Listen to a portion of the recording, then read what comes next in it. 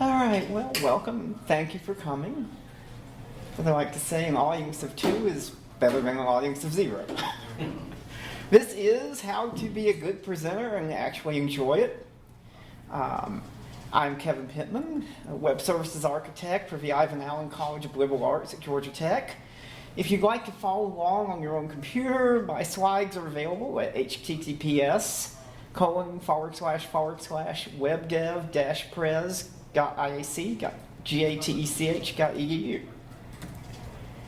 So I always like to start with a little bit of background. I think that's a good way to open a presentation. It's something you ought to know a little something about, is talking about yourself. I've worked in web development 11 years. Before that, I was in central IT doing web application support and computer lab support. I did that for 16 years, and I was a student at Georgia Tech for 5 years before that. So I've been with the Institute in some form or fashion for 32 years, which basically makes me old. But I also have been a professional puppeteer for 22 years. And so between doing IT presentations and doing puppetry, and I do puppetry workshops, teaching about how to do puppetry, I've done over 25 formal presentations throughout my career, and of course, hundreds of puppetry performances. So I have a lot of experience in front of a crowd. And I thought, it'd be nice to share some of that and talk about how you can get over some of the problems and fears and anxieties that you might have with getting up here and doing your own presentation. Because a lot of times, one of the biggest challenges for computer organizations, Drupal organizations, is getting people to get up here and present about different topics that would be of use. There's a lot of people who know stuff, but they're afraid to get up and share it. So what's one of the biggest fears? Stage fright. Stage fright is that feeling of tension and anxiety, we call it sometimes butterflies in the chest, when you think about having to get up in front of your peers and talk to them. I found a quote along the way that I really like. I think it sums it up greatly. You can't let a little thing like humiliation stand between you and a good time. It's from a children's show, but those children's shows a lot of times have really good information in them. And I think this makes perfect sense. You can't worry about possibly humiliating yourself, or you'll be so anxious you won't be able to enjoy anything about presenting. You've got to relax. You've got to let go of as much as you can. Now, the butterflies, it's not a bad thing. When you feel those butterflies, it means you care about doing a good job. You care about giving the audience a good show. Even the best, most famous performers get butterflies before they go on. It's not uncommon at all. But you don't want to let them get the best of you to where you can't focus, you can't do what you're supposed to do. And a really good way to get around that are relaxation exercises. Now, there's all kinds out there. There are ones you can do, the night before, when you're back at home, like I do yoga. But you don't want to necessarily get down and downward facing dog 5 minutes before you're going to go on and present. Simpler is better. And one of the simplest time-tried exercises is just simple, deep breathing. It's something you can do anywhere, anytime. We can do it right now. You just close your eyes, take a deep breath in through your nose, hold it, and then let's let it out slowly. And just kind of feel your muscles relaxing. Feel the tension coming off of your shoulders. Imagine it just kind of floating away on a little balloon. And you do that a time or 2 or 3, and it can really help you relax and help you get focused on what you need to do. Now, I'm going to throw in some expert tips along the way from the theatrical world. And one of them I learned early on is the audience is only having fun if you're having fun. So if you're all tense and nervous and stumbling, the audience is going to notice, they're going to feel it, And here's the corollary to that. You're going to pick up on that, and it's going to make you more nervous, and this downward spiral is just going to potentially take you out of control. So if you can have fun, and then the audience has fun, you'll naturally relax, and you'll feel better about everything. So rule number 1, do not worry about perfection. Perfection is irrelevant. It's an imperfect goal. Just do your best. That's all you need to do is strive to do your best. That's the best any of us can do. If it helps, try to remind yourself of a few things. Okay, you're not performing on Broadway. You're not in a big comedy club. There's no hecklers out there. There better be no hecklers out there. And in most cases, you're not going to be the keynote speaker. You're just one of many individual breakout session speakers. So the bar's not set very high. Make the most of that. This is a time where you can try out new ideas and see what happens. And just remember, your peers are your friends. They're here to learn from you. They're not here to judge you. There are things that could happen that are beyond your control. And don't let that get under your skin. Don't feel like, oh gosh, if it's beyond your control, it's not your fault. This is not my screen. If it goes out, well, okay, it's a problem, but it's not my personal problem. I don't need to freak out about it. If I can get help with it, I will. If not, I'll just try to keep going on with what I've got. The real secret to being a good presenter or performer, it's not about doing everything perfectly. Really, the true secret is being comfortable enough with what you're doing to be able to recover from anything that happens, hopefully, without anybody realizing you messed up. And that's what we call improv, or improvisation. When you can learn to go with the flow and improvise, you can get past most anything. So what is improv? It's not necessarily what a lot of people think it is. So people look at these shows like, whose line is it anyway? And they think, oh gosh, these are magical comedians who can be funny on demand with anything that they get asked to do. It's really not that. They have all these routines they have practiced that are generic routines that they can plug in whatever gets thrown at them, whether it's names, places, or even physical objects. They can just plug them into these special routines that they know work. They know they get a laugh most of the time, and they run with it. They do adapt sometimes because they're usually working with other people. Up here, a lot of times you'll be by yourself. That both helps and hurts. You don't have anybody to lean on, but you don't have to worry about playing off of anybody else either.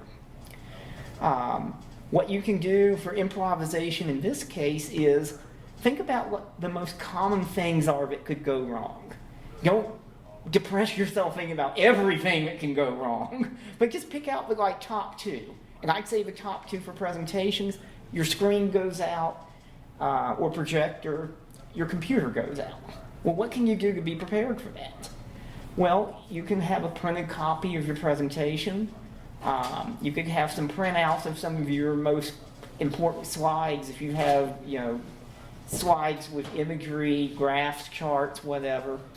And just be prepared to go on without those pieces of technology. And if you have that, then you're going to be a little more comfortable. You know what to do if those things happen. If you need to work on fixing a little problem, try to have some anecdotes that you can talk about so you can keep going. The worst thing of all is dead silence. When people hear dead silence, they start to get about as nervous as the presenter gets because they don't like that. It's uncomfortable. They want to see something happening and hear something happening. I wouldn't tell jokes. Jokes can go flat. We can have people who are from other countries who don't know English that well, and a lot of jokes depend on understanding the language. Puns, for example. I would just stick to stories that you can tell to fill the time until you can get back on track. And if you can avoid the awkward silence, that helps you as much as anything, because again, if you notice the audience getting restless, you start getting nervous, and again, that downward spiral will happen. One of the best ways to come in to a presentation is feeling as relaxed as possible. And the best way to be relaxed is if you've taken control of anything that you can control. Like I said, there's a lot of things I can't control. I can't control what room they're going to put me in or what the projector or screen is going to be like. But there's things I can control. And if I focus on all of those, then I get more relaxed and I don't feel as bad when I try to get ready to go. I picked out 4 points that I think anybody can take control of and it will help them feel better. First, dress comfortably. I haven't been to an IT event in the last 15 to 20 years that was formal. You don't need to worry about a 3-piece suit and a tie. Pick clothes that you're comfortable with. They should be a little better than the average if you're going to be up here in front of a group, but they don't have to be anything more than very low-end business casual. Think about the weather, think about temperatures too. This is the peak of summer. So the AC might be running extra heavy, like down in the big main room. Or it could be that it's broken and it's stuffy. So think about layers. Wear a short sleeve shirt, and then if you need to, have a jacket that you can put on if it turns out your room is really cold. And that way you're not shivering as you try to present, and you're not burning up because you wore something heavy thinking it might be cold. Be mindful of caffeine. I know people get thinking, oh, I see presenters who chug the coffee or chug the energy drinks. That's all caffeine. And if you're not used to that, it is not what you want to be doing when you got to get up here and present for 45 minutes. Caffeine heightens all your senses. So you might be nervous enough as a first time, second time presenter, but if suddenly you're noticing the lights shining at you, the projector whirring, the air conditioning coming on and off, people rustling their papers, their bags, zippers and Velcro, the doors coming open and closed, it can freak you out when you're getting that heightened perception of everything. Even just a heightened perception of the temperature in the room or the wind, the air blowing on you. So if you're used to caffeine, stay at your normal level. Don't ramp it up. If you're not used to it, this is not the time to start. And another thing about caffeine is that it's a diuretic. That means it makes you feel like you've got to go to the restroom.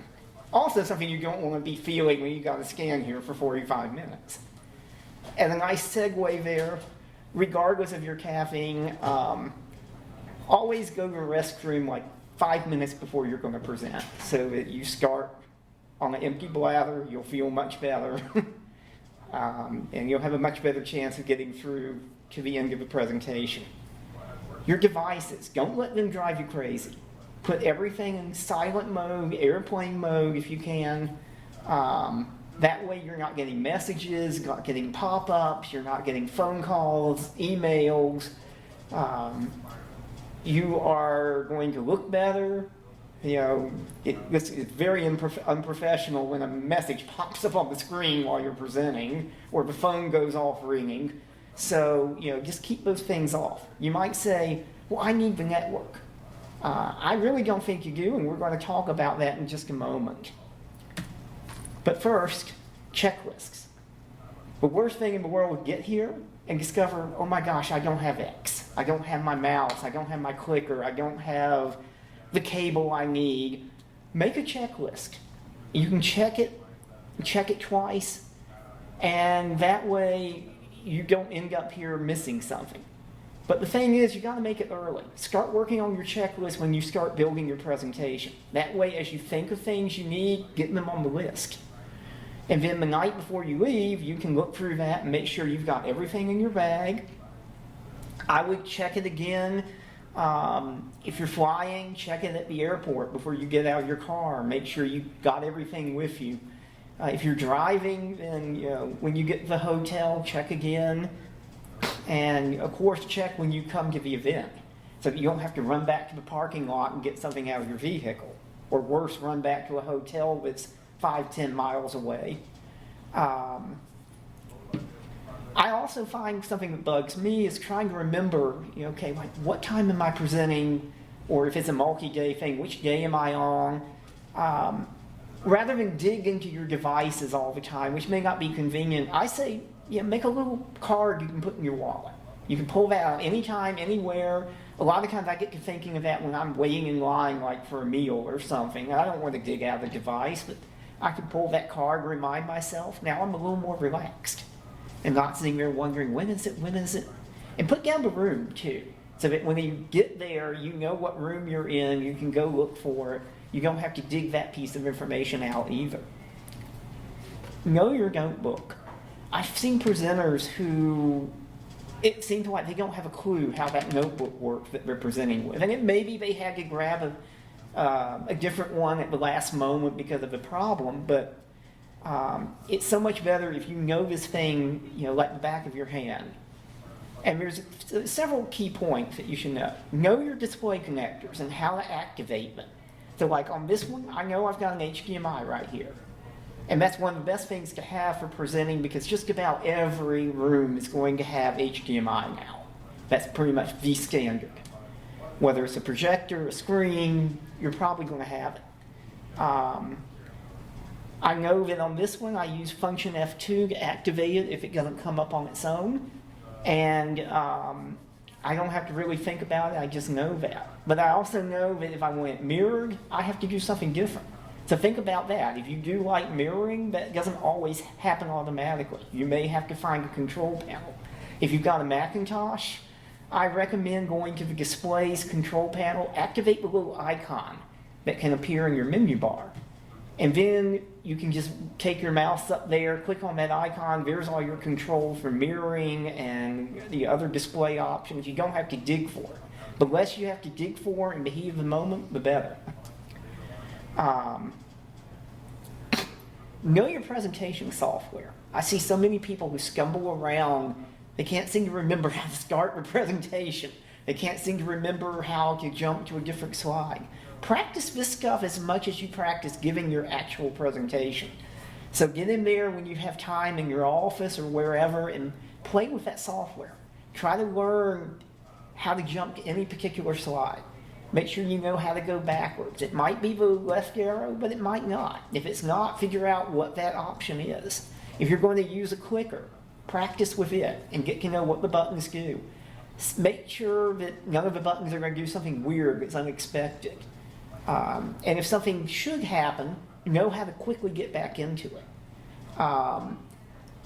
Check your software and see if there's maybe a shortcut keystroke, like maybe perhaps Alt-Shift-S or something like that to start your presentation. So you're not having to hunt for an option on a giant set of menus or a tiny little button that's hard to see.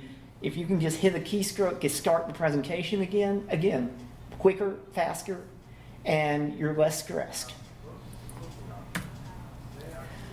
Never trust the network, never. There's an ancient proverb. The network always goes down when you least expect it and when it's most inconvenient. Apologies if there's any network administrators out there, but they probably agree with me. As much as they try to keep the network up and running, they just can't keep it up all the time, 100%. I strongly recommend you have everything you need on your notebook right here. Don't rely on there being network that you can access, because even if it's working right up to the start of your presentation, it could go out at that very moment. And now what are you going to do? Put the presentation itself, any software you're going to use right here on the computer. Don't be relying on the cloud for any of that. Keep a copy on a USB memory stick. So if you did have to borrow another computer at the last moment, you're not having to try to connect to some remote system to get a copy of your presentation, because it may not be as easy as it would seem. These days, a lot of these cloud services were using two-factor stuff, and you might discover, I can't get connected. Now what? But if you got it on a memory stick, plug it in, grab it, you're golden. I would avoid videos. 2 reasons. One is, again, you don't want to be streaming them from the internet. I see so many people trying to get a video up and it won't play, or it plays and they don't have audio.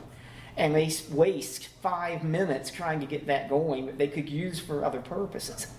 I suggest that you provide URLs for videos that you think are relevant and let people watch them on their own time.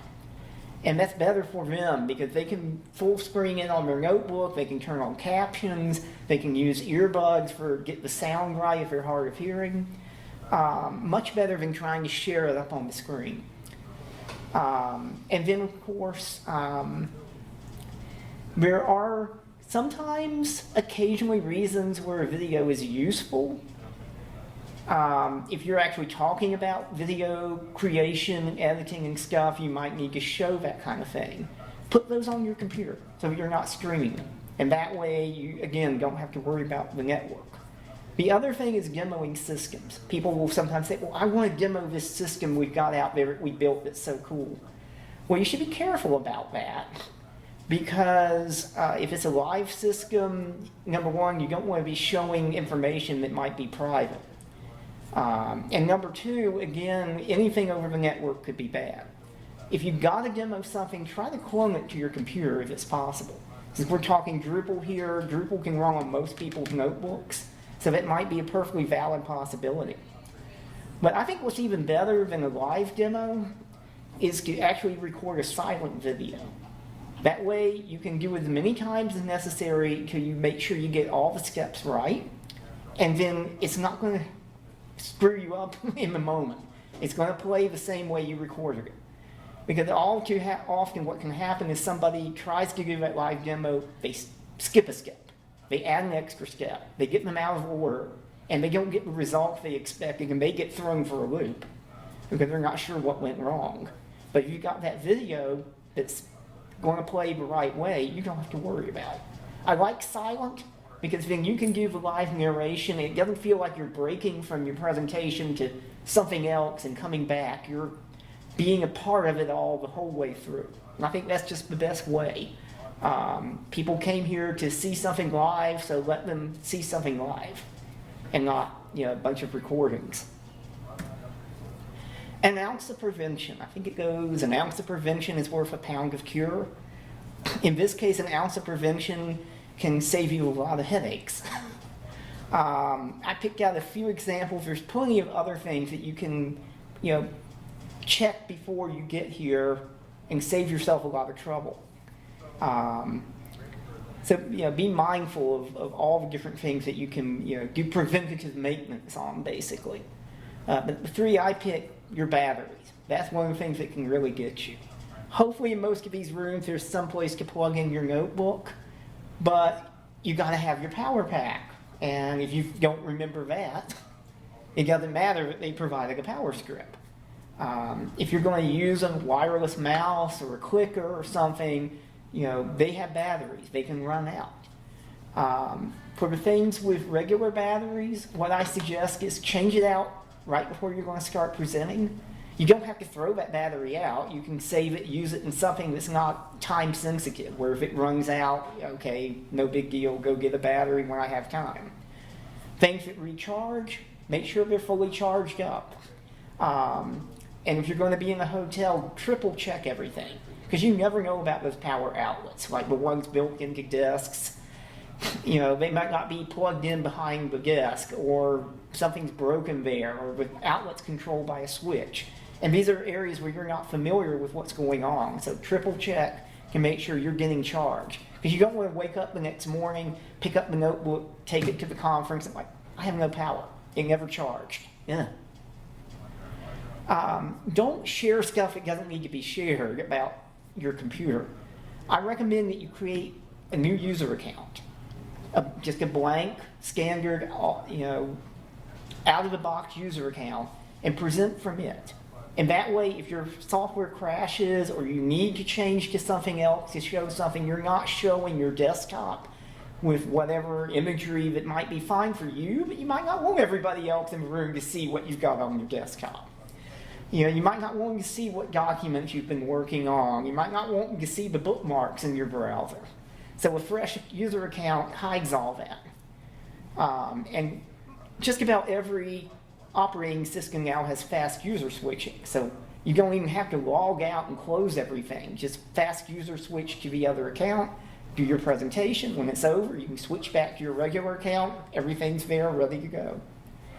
If you do need accessibility accommodations, don't wait until you're there and ask for stuff. Let them know when you apply, especially if you should, at some point end up mobility impaired and you're like, I can't get up steps. Occasionally, these presentation rooms might have a raised front. Let them know early so they can try to find you a place that doesn't have that. There could be other accommodations you need. If so, again, they're going to have a lot more ability if you let them know early than if you ask them the day of. That said, when you get there, check with them, make sure they provided what you need. Don't wait until 5 minutes before the presentation, walk in the room and like, oh, this isn't what I need, because then they don't have time to react. So that takes me around to the early presenter gets to relax. Now, I'm a night owl, I'll admit it. I love to stay up late, sleep late, but this is not the time to be dragging in late. You want to try to get to your conference on time, like early in registration period, because then you're relaxed. You're not getting there late, trying to figure out where to go, when the sessions have already started. And there's several key things that you can do here that will really help you out. If nothing else, as soon as you get there and have the chance, you should go find your room, know where you're going to be, and the relation of that room to wherever else you're going to be during the conference. That saves you so much grief of trying to find a room at the last moment. You might even want to see where you're going to be if you know your schedule, what you're going to attend before your presentation, how to get from A to B, so that you can have that all planned out. If you can get in the room, if it's unlocked and nobody's in there, come up here to the podium and stand here and look around, see what it looks like, see what it feels like. It's a lot easier coming into a familiar environment than to come into something that you've never been in before and immediately have to try to adjust to presenting. If it's feasible, say a few lines and see what your voice sounds like in the room with whatever echo it might have. Figure out how loud you need to be or soft you need to be. If there's a microphone, you can play with that and see what that's going to sound like. If the projector is there and up and running, or the screen, plug your computer in and just make sure it comes up, see what your slides look like, see if it's going to be something like this room where you're kind of behind the screen and you can't look at it, or something where you're way over where you can see it. That might affect how you decide to do your presentation. And any issues you find, now you've got time to try to resolve them. You're not rushing at the last moment. If it's something the staff needs to work on, you're giving them at least a little bit of time to try to figure out a solution. That's much better than, again, discovering things 5 minutes till. Related to this, never slam a presentation. That means, trying to put it together the night before. I've heard people actually boast about this, and I think it's just sad. You can't put a good presentation together the night before. You need to spend some time with it. I would recommend 3 weeks before minimum. You might even want to go longer than that. But one of the big things you need to do is dress rehearsals. In the theatrical world, that's of course where you put on your costume, your makeup, and you do everything just like you plan to do it for real in front of the audience. Here, I call dress rehearsal finding a place where you can stand in front of your notebook, pretend there's an audience there. Even better if you've got a screen you can hook up to, so you can actually get the full effect of having your slides beside you, and go through everything you're going to do, just like it's real. However silly it might feel with not having anyone there, go ahead and do it. Say everything you're going to say, do your gestures, if you're using props, do everything. And then you get to catch the stuff that might not work so well. You might hear things that don't sound right. Something you might want to rephrase, or slides you want to shuffle and put in a different order. And you have time to work on that. Now, people will ask, do I need to memorize my presentation? I don't think you do. Honestly, in this kind of environment, I don't think memorization is that important. If you're good at doing that, and you want to, by all means, go ahead. If not, Just design it so that you can be reminded of what you need to say. Personally, I like slides that are a little more verbose because people share the slides and they have these things filled with graphics and images, and I'm trying to go through them and I can't follow anything because there's no words. Like, what's the point of sharing this if there's not enough words to understand? But the verbose slide can also cue you to remember what you wanted to say. Now, I know some people use these systems like, I guess, PowerPoint and all, have the notes beside them. But if you don't do that, I'm using a web app I wrote. I like this much better. It's super simple, and it lets me build presentations really fast, and everything's consistent.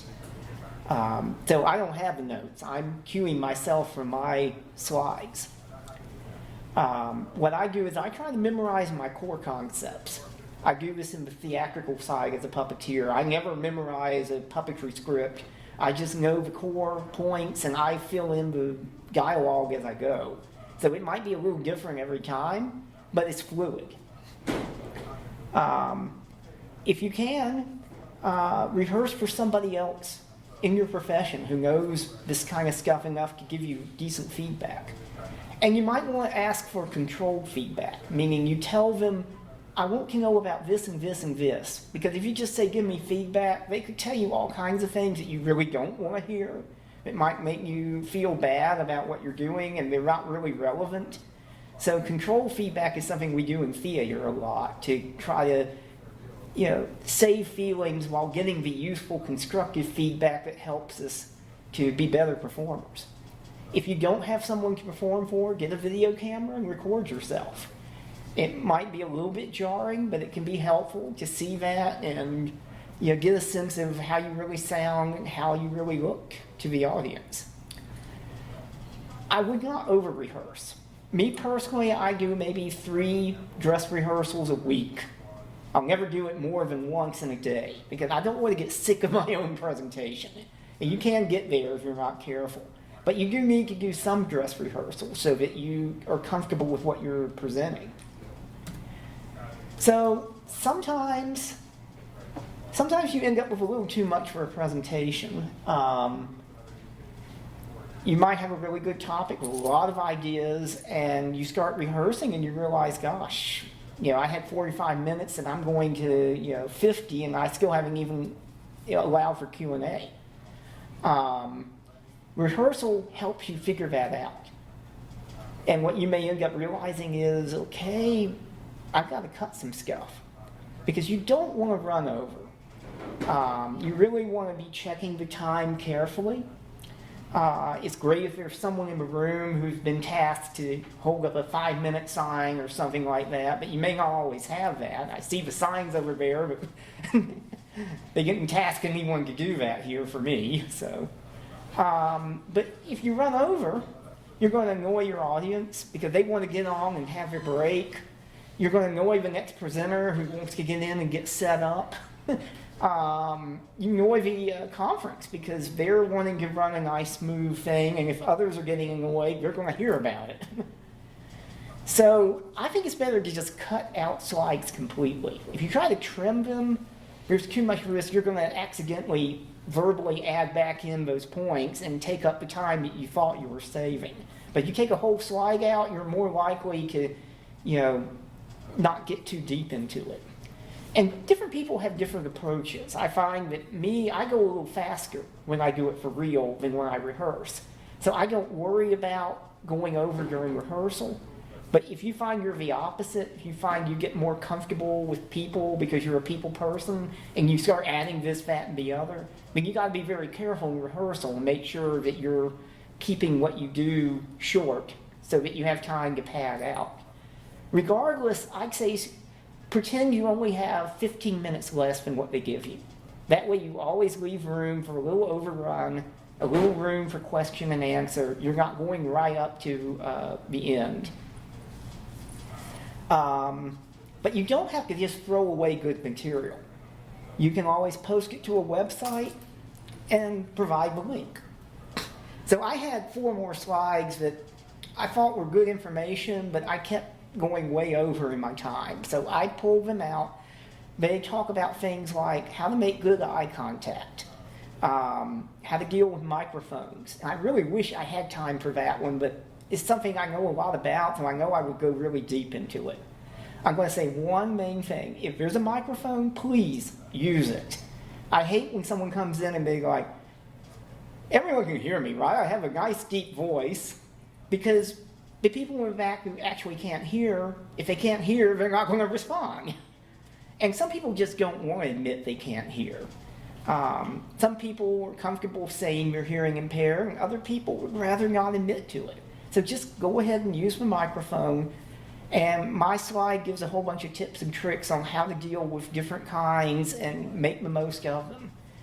I've got a slide about Q&A and how to approach that so that you don't get flustered with people throwing questions at you.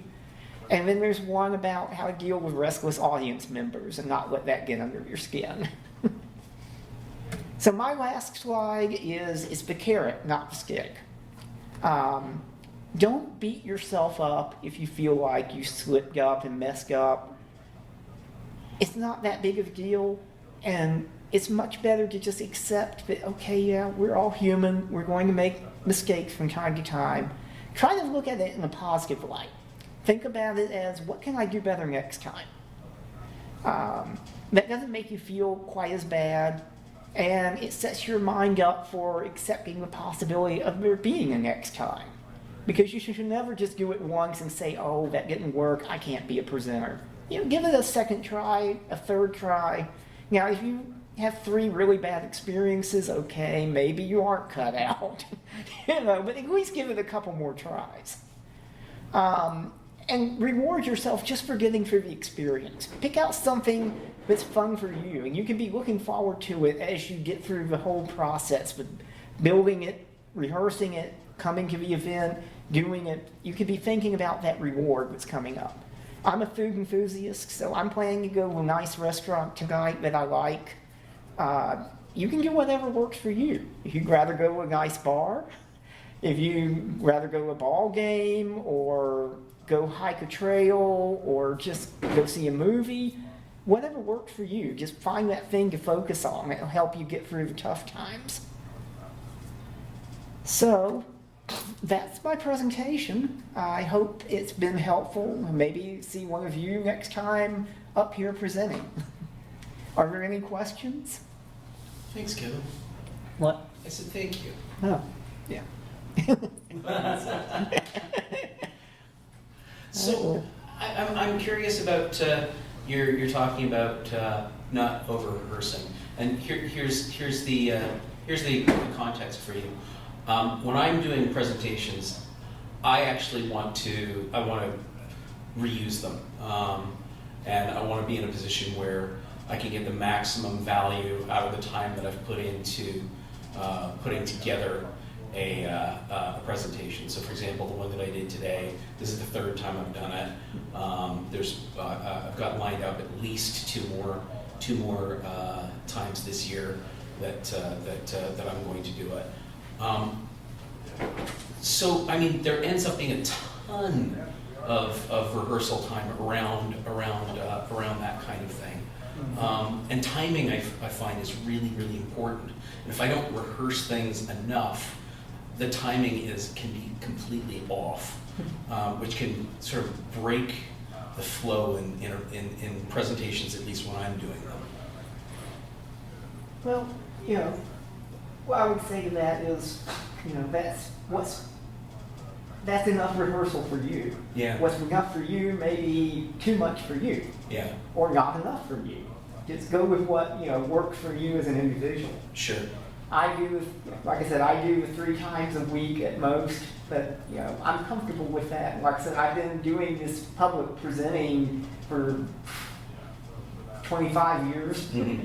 So I'm pretty comfortable with it. I kind of know my style. I know how I'm going to go, but I wrote this specifically for beginners. Yeah. So it's really geared for people who don't know themselves yet and don't know what their style is going to be.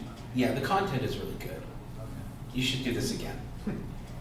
I did this at Drupal Camp Chattanooga last year, so this is my 2nd time. I it's don't good. know how many more there'll be, but I have a question. Can you tell us any more about your puppetry? It sounds amazing. Well, I'm going to turn off the recording at this point.